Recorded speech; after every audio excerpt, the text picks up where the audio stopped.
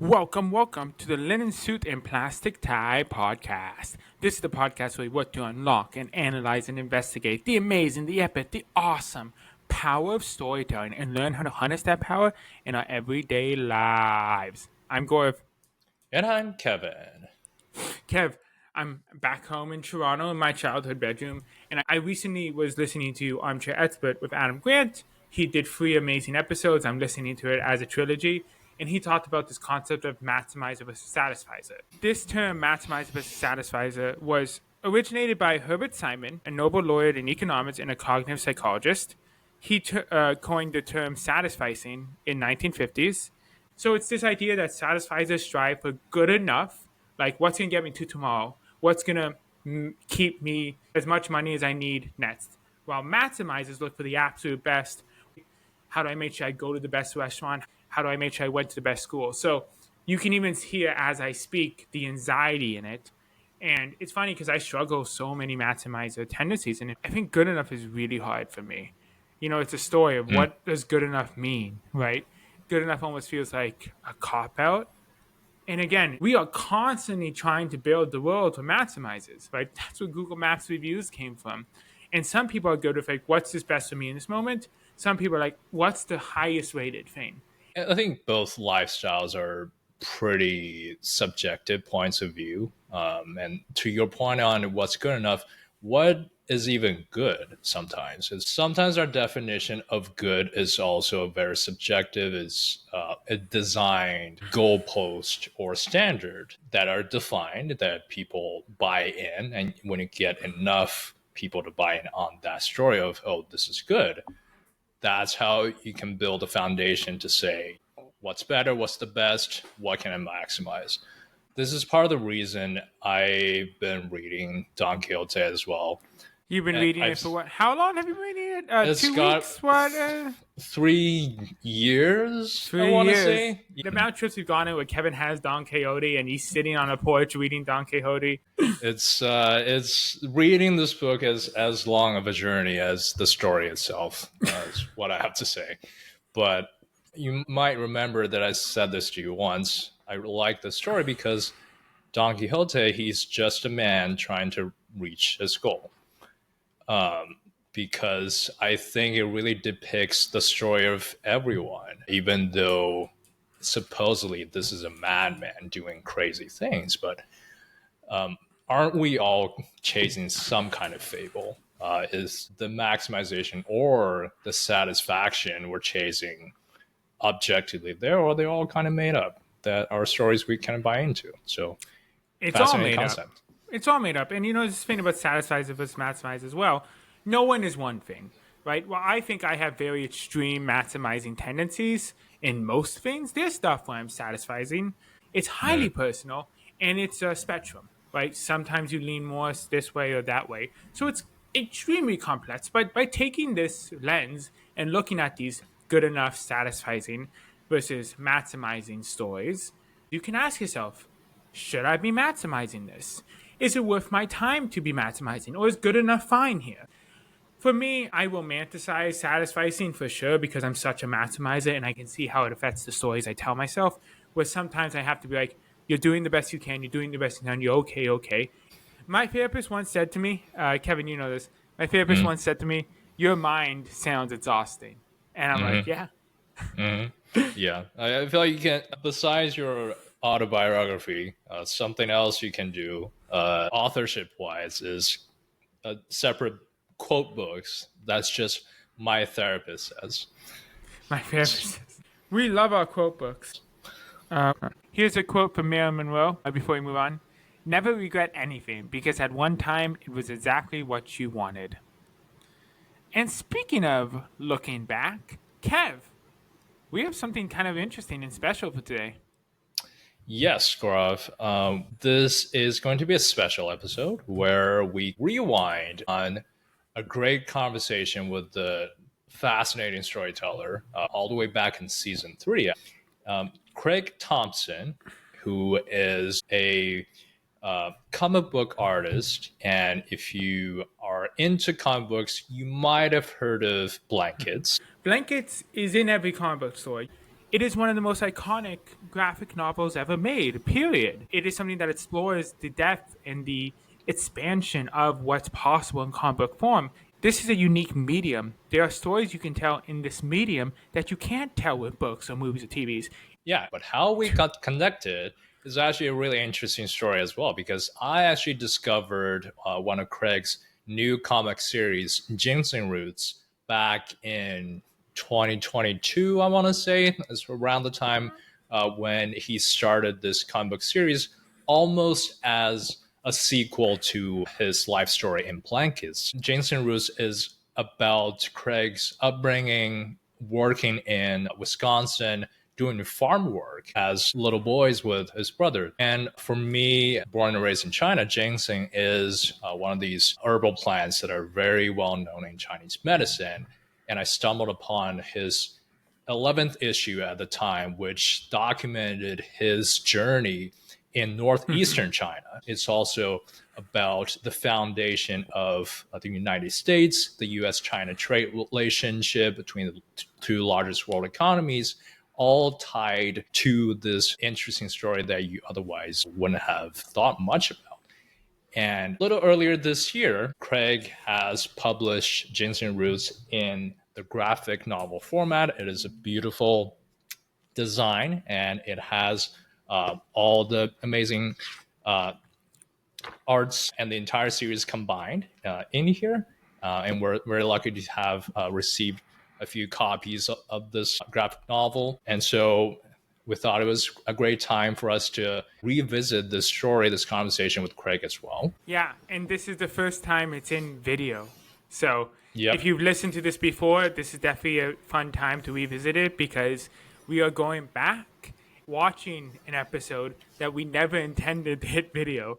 Yep. So without further ado, let's get back to 2 years ago with Craig. Lin suit and plastic tie. Now here's Gorib and Kevin. And to start off our conversation, Craig, can you tell us a little bit about yourself? What is your story? All right, my name is Craig Thompson. I'm a graphic novelist.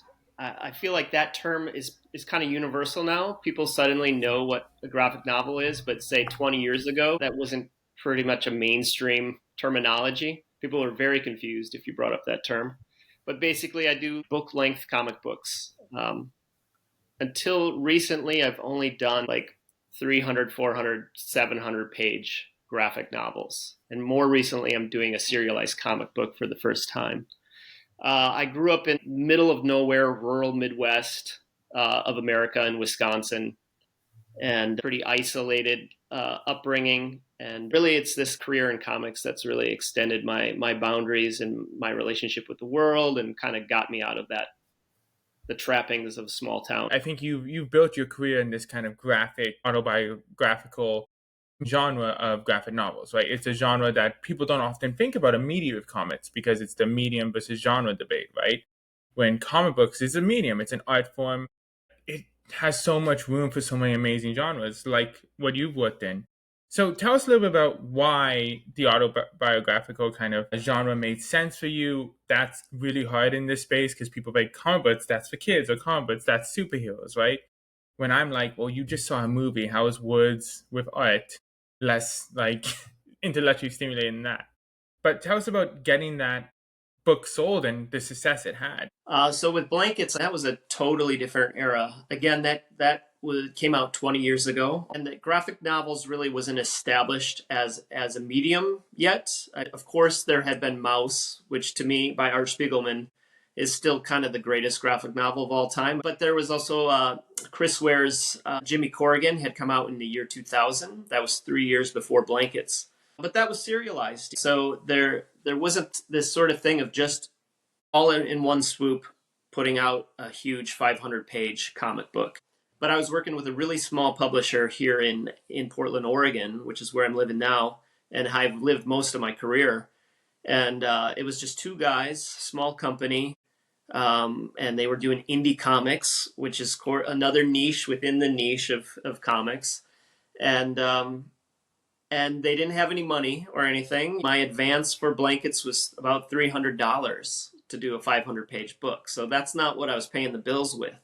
On the other hand, they weren't really controlling. They kind of gave me free reign to do whatever I wanted. I knew that per my contract, well, I just have to deliver a book and they're going to have to publish it. So I felt like a little, privileged to be like, well, okay, so it doesn't matter if it's a 100-page book or a 500-page book, they're going to have to publish it. Blankets, of course, is huge. It's been on all these lists. It's known in the industry. I think you can pick it up in honestly any comic book store at this point. What was that experience like when you're like, oh, this is catching on, and it's something so deeply personal? What was that experience like for you? It changed everything. I still don't think I've really recovered from that whole experience. I was like a working class kid. I hadn't gone to college. I really didn't have any real life experience. I was quite naive and sheltered. I thought the book would never find an audience. I was like, well, even in the US, are people that grew up in urban centers going to relate to this super isolated rural upbringing? People who grew up in secular households, are they going to be able to relate to all these religious themes? I felt like it was itself very niche because it was about this very specific sheltered childhood. But I think there ended up being all these universal themes around first love, around family, sibling dynamics, faith and or falling from faith. Those themes proved to be universal around the world. I would say the number one readership of blankets is probably India, or maybe of my books in general. And then after that, it's a debate, but I've had great success traveling in the Middle East, South Korea, huge blankets, devoted fan base there. So yeah, those themes, I guess what they say is when you're specific, when you try to make it as specific as possible, it becomes more universal. That's so important too about the comic book industry. I think this is one of the things I love about this industry is I've read so many cool niche stories. There's these stories that would not have been made into movies, would not have been made into TV shows because there's huge risks, right, to make movies, TV shows. With comic books, there's a lot less risk to get these stories told, and that's how we had so much amazing stuff in the non-superhero genre. Image puts out so many cool things. All these independent creators. You mentioned Mouse, which is one of the most iconic graphic novels of all time, your work. And it's one of the beautiful things about this industry is that you can try things and you can get niche and you can learn that, people don't have to have gone through the exact same experience, or this doesn't have to be based on IP we've heard for the last 70 years for it to find an audience.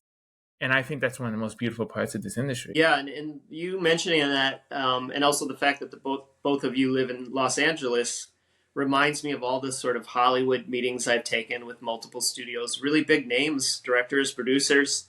And a thing that I hear a lot from those people, because I always feel very humbled in the presence of someone who's made some epic movie.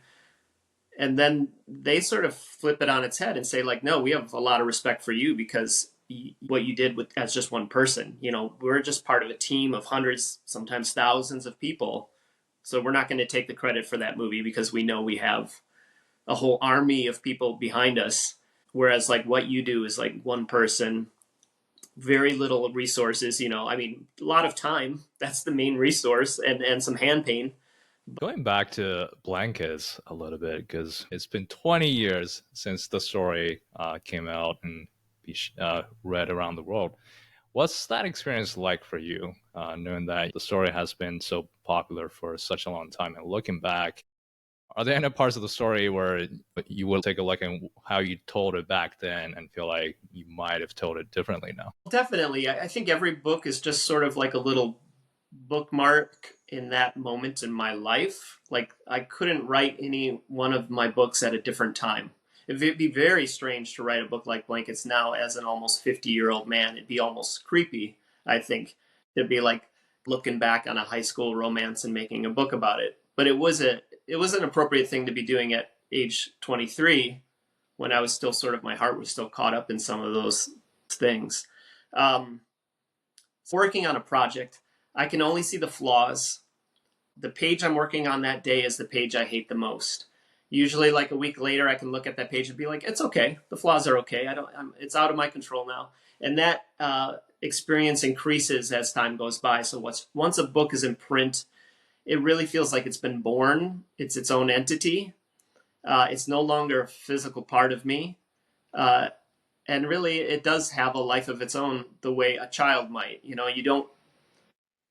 don't necessarily blame a parent for how, well, you do blame a parent for how the child turns out, but certain elements that are outside of a parent's control. And blankets might be the little golden child in my family. But it's different from me at this point. I'm a different person. I couldn't write that book. There are elements that I envy a lot, where I look back and I'm like, oh, I had like a sort of creative purity at that age, So I was 23, 25, so full of like this creative energy and youth. And I can see that in the pages. So I'm grateful for that. So it sort of is a timestamp on who I was as an author and person at that time. And then there's other elements that I'm sure are just completely cringy to me. But are they cringy for the right reason? Are they just cringy because I'm more of a cynical adult at this point? Who knows? Was there ever the temptation to do spin-offs or sequels or get into some of those side characters? That's a great question, because there's been a lot of pressure over the years from publishers and readers to do Blankets 2, basically, the sequel. Because, honestly, the books that followed Blankets, which are Carnet de Voyage and Habibi and Space Dumplings, none of those books have had the impact of Blankets. So there was always this pressure to basically do a sequel. And I always resisted. I'm like, no, I don't want to repeat myself. I don't want to exploit or ride on the coattails of a previous success. I just want to reinvent myself with each project. And this newest book, Ginseng Roots, just sort of organically ended up being a form of a sequel. And even that sort of happened reluctantly. I wasn't going to lean into the autobio in this new project. But as I got deeper into it, I realized that was the actual important story. So, maybe this is a perfect segue to talk about what Ginseng Roots is. And previous to Ginseng Roots, I've only done graphic novels. So I've only done book-length comics. And I really wanted to break that cycle. I just knew I didn't have the stamina for it again. I wanted to work in smaller bursts and get feedback from readers much more soon, get that sort of validation maybe. But also I wanted to reconnect with what comic books were to me as a kid. And as a kid, they of course were just these disposable newsstand pamphlets, that came out every month. I'm like, oh, I want a chance to do that. So with Ginseng Roots, yes, write an entire script for the whole, I had an outline for the series, and that's about it. And then I just took each issue at a time, each chapter at a time, and released it. The initial inspiration was to do a book about ginseng, which is probably best known as a medicinal herb in Chinese medicine. It's maybe wanted the plant and the root itself to be the protagonist of the series. And I was going to use it as a springboard to explore a lot of different topics. And one of those is global trade, because ginseng is the origins of the U.S.'s trade relationship with China, which becomes more and more important, every year. So before this was ever a nation, French Jesuit priests were exporting wild ginseng from the New World back to China. They knew right away that this was a lucrative herb. And then the same happened with the American Revolution, was basically funded by ginseng sales. This newly minted country owed this incredible debt to France. So one of the first things to pay off that debt was shipping basically furs and ginseng to China. And so the origins of our country is tied to this root. So I wanted to focus on the root, but when I would tell people my elevator pitch, I could see their eyes glaze over, unless, in fact, maybe they grew up with Chinese medicine and they had more of an intimate knowledge. But otherwise, there are people who are like, oh, like ginger? And I'm like, no, ginseng. And people have this very, human-centric sort of narratives that they glom onto. So I could tell people weren't that interested in the plant. So then I would say, well, I worked in ginseng as a kid from ages 10 years old to 20. I would work 40-hour weeks in my summer working in ginseng fields. in rural Wisconsin. And then people's interest was piqued. They're like, wait, what? Ginseng in Wisconsin? And what? You were like 10 years old working 40-hour weeks? So that's when I realized, like, oh, the personal story might be the even more important element of this. And I started by focusing again on my relationship with my brother, because we're the ones that did that work together. Then I learned actually from my sister that she had a very complicated relationship with the ginseng. Like, she got most traumatized by ginseng of all of us. And I must clarify that my brother and I don't think we feel traumatized by ginseng work. We were very grateful for it because we were like poor working class kids. And so working in the ginseng gave us spending money of our own. And I probably would not be working in comics if it wasn't for that spending money. So we were getting paid $1 an hour to do this work. And that translated to one comic book an hour for us. And so we were stoked. We saw it as oppressive as it kind of was. For us, it meant like we could buy comic books and then later skateboards and whatever else. Yeah, I mean, this is a common theme we see throughout our show when we talk to storytellers, how important it is to bring in that human element, finding a way to connect with people. It's come up with so many of our creators and our storytellers just explaining how once they started writing, they realized, oh, we have to tell this personal thing. It makes it more impactful. It makes it more deep. I think it's really interesting in your work too, like you were talking about doing a serialized thing. That's a huge way comics started, getting that immediate feedback, hearing what fans are liking, building stuff around them, learning how they're connecting. What was that experience like creating this time with this book where you are getting this immediate feedback? Tell us a little bit about storytelling in that kind of realm versus what you've done in the past. Like, it was a little disappointing, a little bit. It wasn't as much as I wanted, because along with reader feedback, and say critical feedback in general, I was also secretly hoping that interview subjects would come out of the woodwork, and experts, that someone might like chime in and be like, oh, you got that wrong. I'm actually a scientist that does this sort of studies in this. And then they could then end up being an element of the book. Know if that happened. But as I say that out loud, I do realize that some of the relationships that stemmed out of this project, I mean, I never could have, in my wildest dreams, thought they were going to happen. It's interesting what sort of emerged organically through this process. And it did help to have like a couple of issues in print when I was going to like the Ginseng Festival in my hometown and saying, this is what I'm working on, and a business card to help some people take me seriously. Like, oh, okay, I'll sit down with an interview with you. Important parts of the book to me are in the middle, and they're the chapters that focus on Chua Vang, who's a Hmong immigrant farmer in my... I should clarify, his father was an immigrant, and he's a second generation, but he's comes from this like legacy of first generation Hmong immigrants growing ginseng.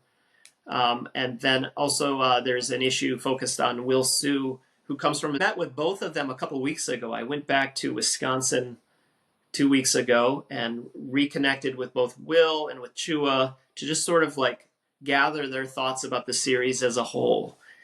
And I talked with Will, who's one of the biggest growers in the region. Like, his family is a mega grower. By agricultural standards, you'd say they were corporate farming, but they are still a family farm. Did 2.5 days of interviews with the other major grower in my hometown.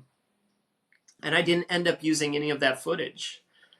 And I sort of realized I had a little bit of a bias because the other grower was a white farmer.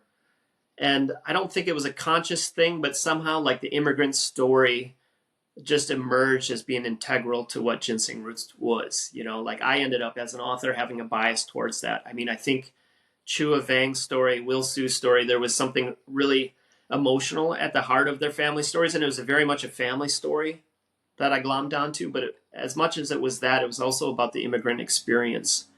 So I don't know if I would have predicted that that's what this book was going to be about. I think you make a lot of great points right here and also throughout your series. And this conversation is a great example of how this story is bringing people together in very surprising ways. It just so happens that, you know, we were in the comic book store when issue 11 came out, and that's an issue about China, about your journey there. I didn't know what I was going to expect, but it's such accurate depictions of what the country looked like and the vivid details of people's lives there. And that's what intrigued me to actually buy in the rest of the series. And as I read through it, there's just this consistent feeling of surprise of your early life as a farmer. And I think people have a perception of what America is like as a country. We talk about labels here a lot on this podcast. When you think about America, you think about New York or LA, Silicon Valley, advanced technologies and all that stuff. What people don't realize, though, is America is one of the world's top agricultural producers. Agriculture is such a huge part of this country and its economy, but depictions of the rural life and farm activity in America, in this very country, has been lacking, I think. So it's very kind of refreshing for me as I read through that. And also finding resonance and connections with my own cultural roots, because coming from China, you get very well educated on the agricultural history and culture. Even though I'm a city boy, I never really did farming myself. Those are the stories I kind of resonate with because that's what you get taught growing up. And it's very interesting for me to see how these seemingly very distant people on opposite side of the world can have such similar stories and values. And I think that's really thanks to the stories you're depicting here in Ginseng Roots. Thank you. I mean, that's the best possible feedback I could receive. And as you were talking about it, I was just thinking like, maybe I'm the only cartoonist who grew up working in ginseng. I'm not sure. Actually, I know I'm not the only, because in issue 7, there's an artist, Dua Shaka Her, who's among cartoonists in the same town I grew up in Wisconsin, that did a story about working in ginseng as a kid too. But we're probably the only two. But in Los Angeles, there must be plenty of storytellers that came from small rural towns, farming towns. And it is weird that there aren't more stories or depictions of farming life out there.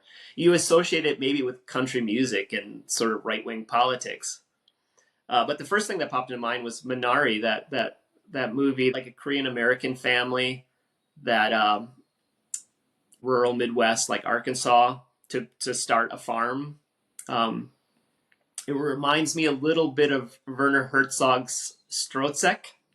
I don't know if I'm pronouncing that properly, but famous Herzog film about this band of weirdos from Berlin or Austria, I can't remember, who moves to rural Wisconsin to pursue the American dream. It'd be fun to watch those two movies back to back.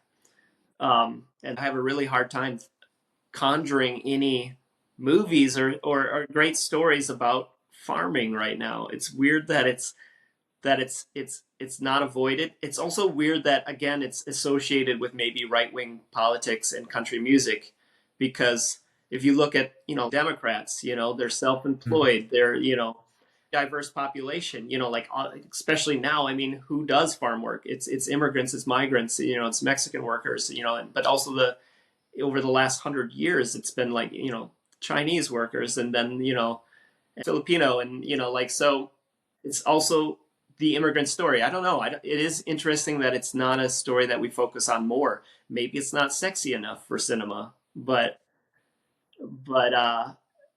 I'd like to change that. I think the example I've been using is Yellowstone. That's probably the big example right now that's been really taking up steam. It's still a little bit more, secession-y and mafia-esque and a little bit more fictionalized. But I think it's a huge part of the country that their story wasn't being told. And by telling stories that connect with them, you access this huge audience that's been overlooked. And it's huge with storytelling. You got to find that audience that's being underserved and find a way to super serve them. I agree completely. I don't think I had that sort of agenda, though. I didn't deliberately try to figure out in a sort of a mercenary way of like, who's the untapped market, the way a Hollywood studio would. But yeah, I was feeling that missing. And also, you write what you know, right? I mean, I don't have a lot of experiences, but I happen to have this very weird, idiosyncratic childhood working in ginseng gardens. I'm curious what your audience of the series has been looking like. Did a lot of urban American readers reach out to you? I wonder, what the urban population's reaction is Oh, to such a, farming and rural based story. well, I think comic book readers are probably primarily urban. I Yeah. think it's more exciting to like get small town readers.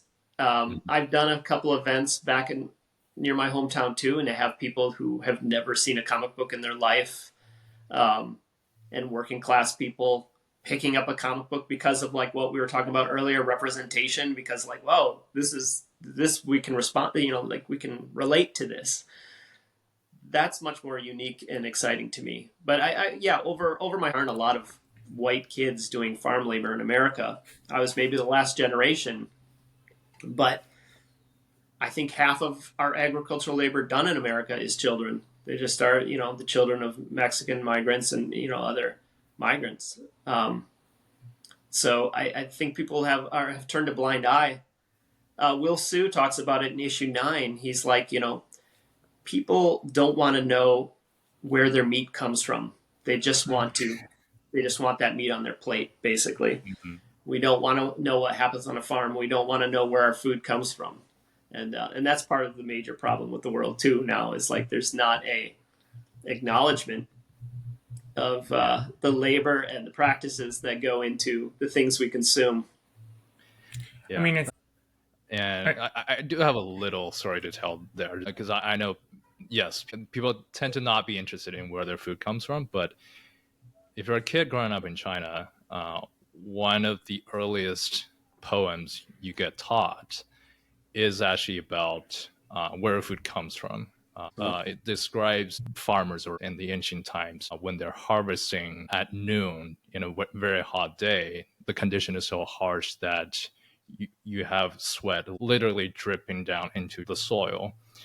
And at the end of the poem, it's a rhetorical question that asks, do you know that every grain of rice in your meal is harvested from extremely hard work? So Wow. I think, yeah, it's a very, fundamental, simple poem or, almost kid story that most, if not every Chinese kid get told. And I think that's one of the major cultural differences I notice as I come to a different country and learn about this different culture is that it's almost drilled into your head that you have a respect for the farmers, the farming population, that agriculture is such a foundation to so many of the, how our world is running because everybody needs to eat. Yeah, it's super cool. Please send me that poem. Like Mm-hmm. that basically it articulates everything I've been working on for the last few years better than I could do it. Like that's profound. Yeah, and I think your book is doing that too. Not Thank just you. the story itself, but I've also been reading the letters at the end of each issue. The way your story is able to, connect and resonate with farmers not only across the United States but across the world. I think you have letters from the Netherlands, um, which feels also unreal to me. what has that meant to you? I mean, to do these autobiographical stories, to delve into your past, to really think about it, to travel, to have these discussions. How has that helped you deal with your past by kind of creating art out of it? Well, sometimes I refer to blankets as sort of my coming out story, or I've actually heard it described that way from queer readers that they identify with blankets because for them it reflects their own coming out story. For me, it was coming out as not Christian to my very fundamentalist Christian parents. Um, and these projects really force me to have some awkward conversations, you know, with family in real time, that maybe I would avoid. Um, and it's not therapeutic. I can't say that making art is necessary therapeutic. Therapy's therapeutic, yeah, that there has to be some sort of long-term benefit, certainly in terms of, I don't know, self-awareness and self-acceptance, hopefully, ultimately.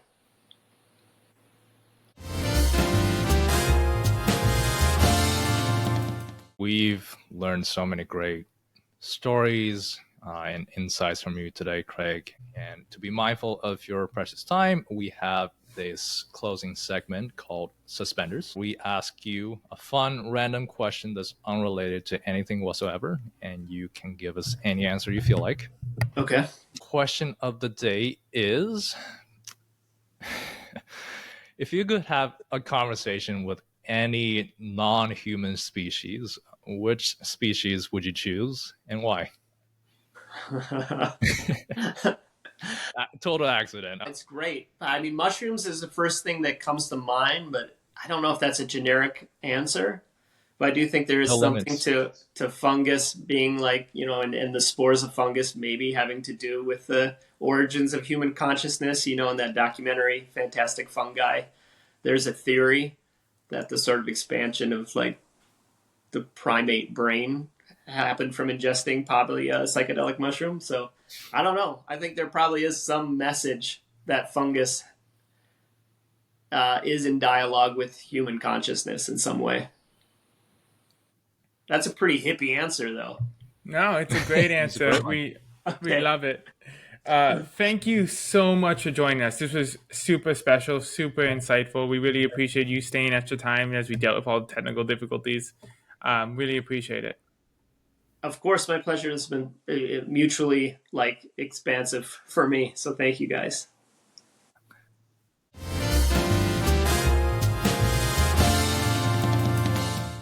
Welcome to Top Hat. This is the part of the episode where we analyze and dissect some of the amazingly cool storytelling lessons we got from this week's expert storyteller. And this week, we went back in time to a previous season with a previous guest, Craig Thompson. Now, welcome back to 2025. I hope you enjoyed watching that episode for the first time in video. We were never planning on releasing the video, so even if you listened to that episode when it came out, you just saw a whole new lens of pre-video LSPT pod. Kev, what was it like for you before we get into it, going back in time? What was it like for you watching our show from 2 years ago? Yeah, it's really special, Gaurav, and a lot of mixed feelings. One, we have definitely gotten so much better at this hosting thing. Just looking at that raw footage back then, how we talked, how much we had to edit down versus how we are the most recent season. As hosts, we definitely improved, which love to see that. But even back then, as I re-listened to the first edition of this episode, I was surprised by how much I learned from that conversation all over again. And it's just this really fulfilling feeling that when you know you're creating something that you yourself enjoy and believe in, it's hard to compare. Yeah, it's funny. Every time we do these reflection episodes, I'm reminded of how much we grow every episode, right? And I never send out our first few episodes because you can't hear us. That's my common joke. Like, the audio is bad, the editing is bad. We were going back and forth with editing. We were trying different mics. We've talked about how we're recovering perfectionists, but we're doing nothing to recover, right? It's going back to that thing we were talking about where this show was a lot about satisficing, right? This show was a lot about it's good enough, get it out, right? Because if we maximize the show, we would never got out the first episode. But the more we did it, the better we got. Obviously, it's still a fight, but every single guest, quality is the same. So it's almost like we're working hard to be worthy of the people we had in our first few episodes. Yeah, absolutely. So let's dive back into this rewind, listening back to our lessons from 2 years ago, Gaurav. What are some of your takeaways? I'm going to go back to something I said in the first time we did this episode, is that comic book as a medium, right? This is so, so important to me as a lifelong comic book reader. And as I've gotten older, I still read some of the stuff I did as a kid, but my tastes have gotten older. I'm currently reading Saga, which is definitely an adult comic book series. Last year, I read all of the Invincible series, which is a superhero thing. And this is the thing about comic books is It is not a genre. It is not a kiddie thing. It's not about superheroes. It is a medium. It is just another form of storytelling, like books are, like movies are, like TV are. Yeah, and Craig's work are prime examples to the complexity or the possibilities that the medium of comic books can provide. Because as diverse the fictional or superhero genres of comic book stories can get, there is still a vibrant market of nonfiction and, in Craig's case, autobiography, memoir style type of stories that are delivered in this format. I would think of the distinction between comic books and books like the distinction with film and TV. One is not a subset of the other. They bear similar elements in the way they deliver the story. But as we said, it is a vibrant medium that contains almost endless possibilities of the types of story you can tell. And another really interesting takeaway as I re-listened to this conversation from Craig was his own self-doubt almost about even his most popular book, Blankets, at the time is this deeply personal, deeply specific story that he had at the time going to connect with a wider audience in the United States, which was vastly different from his identity tied to that story because it talked about his very rural upbringing when the vast majority of comic book audience very urban, but people connected with Blankets nonetheless because there were still relatable themes in his story about coming of age, about first love, family, relationship with faith and falling out of faith, as he said. Those are highly relatable. And it's as Craig said, when you go as specific as possible with your story, it almost becomes universal again. And it is through telling the deeply personal aspects of your story, even with Ginseng Roots. Those are the things that connect with people, that attract the audience, was authentic and personal and true to you, which is obviously something we've talked repeatedly on this show. Yeah, I mean, again, it goes to this idea we talk about a lot about how stories can educate, right? There's some obvious ways. Like as a kid growing up in Canada, I learned a lot about American government from The West Wing, and a little bit more as I got older from Hamilton, right? Romanticized a little bit, Yeah, but but that's and how you start, right? that's how you To start. go deeper. Exactly. In Ginseng Roots, you learn things about trade. You learn things about the culture. Like, I'm not going to have the experience where I go to this part of the world where ginseng is grown. Not everyone gets that opportunity. So through stories, you learn about trade. You learn about cultures. You learn about how this all works. And even though that's not the primary purpose, it helps people learn. And that's the beauty of storytelling. It's a way that builds empathy with one another. And this is a deeply personal, very specific story, but allows you to learn about all these really big universal feelings because you can relate to that story. You can apply it to yourself. You can see the art. You can see the emotions. And we've seen this time and time again. Comes to mind is Carrie's son. We interviewed her since this episode came out, and Carrie's son wrote this autobiography of her journey through working at this big firm as an assistant. And it's funny because we don't read a lot of books about the assistant's point of view. And she narrated it herself. We listened to the audiobook on Spotify. I remember I was in New York a lot for work, listening to this as walking through the streets of New York. I learned a little bit more about her story. I was able to build more empathy. And there's some universal elements of that we can all learn from. And this is the thing about autobiographies that is so powerful. And even if you're not going to write one to publish, you can look back at your life as a story where you're the main character energy, and you can try to write it to see, oh, that's why I had to go through that, or I'm so glad there was ups and downs because it made my story more interesting. And to be clear, it's really hard to do. It requires you to sit down, write out, this is why I made this decision, this is why this happened, this is why I couldn't do this in the moment. And that's really, really hard. But sometimes doing that work, looking at your life as a story can help you see, oh, that just made it more interesting. Yeah, and even though not all of us are going to be writers or comic book artists, we are constantly telling our own stories when we talk to other people. And the day-to-day conversations, big and small.